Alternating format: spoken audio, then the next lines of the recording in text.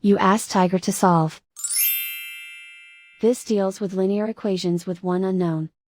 The final result is y equals 1 over 2. Let's solve it step by step. Simplify the expression. Expand the parentheses. Multiply the coefficients. Simplify the arithmetic. Group all constants on the right side of the equation. Subtract 15 from both sides. Simplify the arithmetic.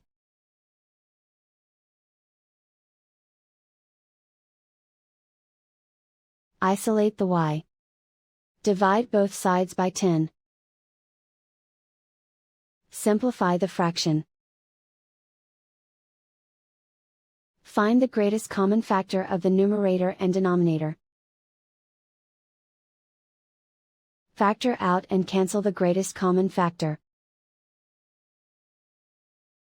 And so the final result is y equals 1 over 2.